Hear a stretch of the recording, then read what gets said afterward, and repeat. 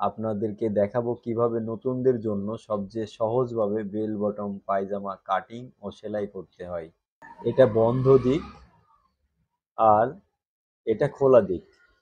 আমরা প্রথমে পায়ের দিকে দাগ টেনে নেব। আমরা পায়ের দিকে 2 ইঞ্চি পরিমাণ বাড়তি কাপড় রাখবো।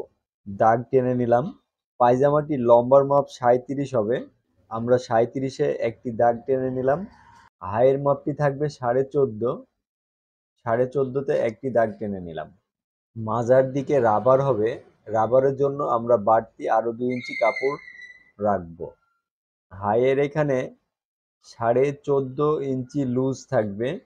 আমরা এই 14.5 ইঞ্চিতে একটি দাগ টেনে নেব এবং এর মাঝামাঝি 7 ইঞ্চি 2 সুতাতে একটি দাগ টেনে নেব এবং একইভাবে পায়ের দিকেও 14.5 ইঞ্চিতে দাগ টেনে নেব।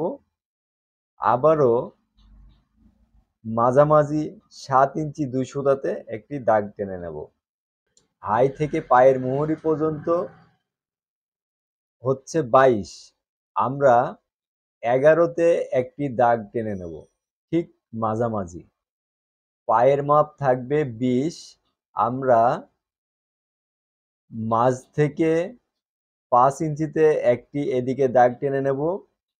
আবারও ঠিক মাঝামাঝি থেকে 5 ইঞ্চিতে এই দিকে একটি দাগ টেনে নেব। আমাদের মোট দাঁড়াবে 10 এবং 10 দুগুণে 20, পায়ের মুখ 20 থাকবে। এখানে মাঝের দাগ থেকে 4.5 ইঞ্চিতে এদিকে একটি দাগ টেনে নেব এবং ঠিক মাঝ থেকে আবারও এদিকে 4.5 ইঞ্চিতে একটি দাগ টেনে নেব।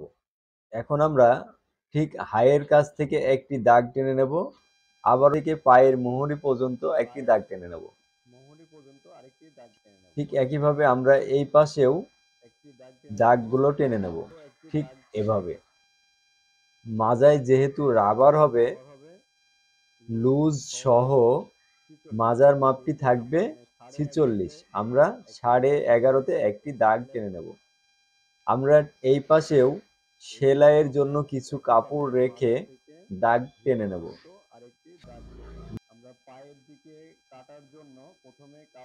মাপ থেকে আরো কিছু বাড়তি কাপড় রেখে আমরা পায়জামাটি কেটে নেব। মাজার কাছে আমরা দাগ অনুযায়ী কেটে নেব।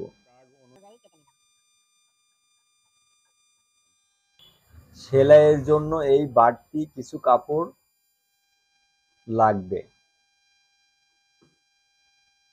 আমরা এখন পায়জামাটি সেলাই করে দেখাবো। এখানে দুটি পাত আছে, আমরা একসাথে নিলাম। এটা ভিতরের দিক এবং এটি বাইরের দিক। এই বাইরের দিকে একটি সেলাই দেব সোজা, যেভাবে কাটা আছে সেইভাবেই আমরা এই রাউন্ড করেই সেলাইটা দিয়ে নেব।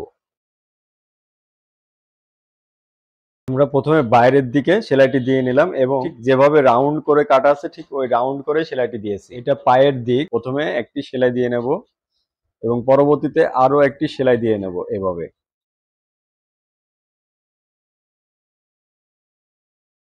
এবং আরো একটি সেলাই দিয়ে নেব।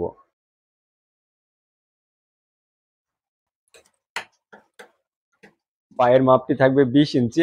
10-এ একটি দাগ টেনে নিলাম। 10 দুগুণে 20। এই রাউন্ড অনুযায়ী আমরা সেলাই দিয়ে নেব।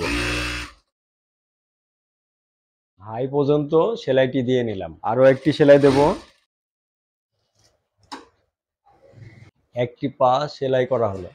একইভাবে আরো একটি পা সেলাই করে নেব।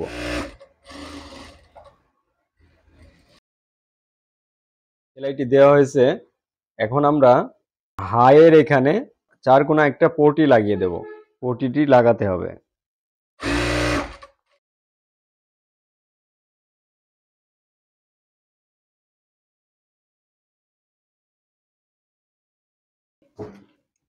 আমরা পটি লাগিয়ে নিলাম।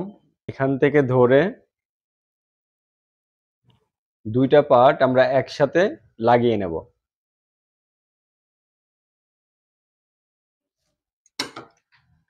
মাজার দিকে রাবার হবে। প্রথমেই আমরা দিয়ে সেলাইটি দিয়ে নেব মাজার দিকে।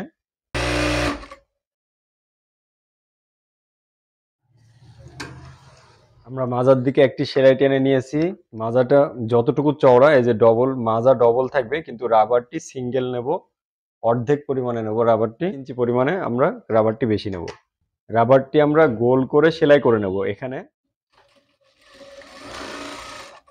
4 মাথায় চক মেরে নেব, 4 ভাঁজে ভাঁজ করে। মোট 4 জায়গাতেই সেলাই আছে। এই যে দাগ টেনে নিয়েছি, এইগুলো লাগিয়ে নেব, এভাবে লাগিয়ে নেব।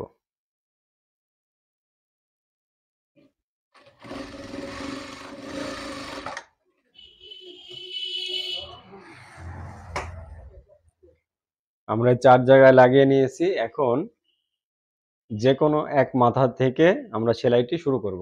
লাগানো আমরা এখান থেকে শুরু করি, টেনে ধরে রাবারটি লাগাতে হবে।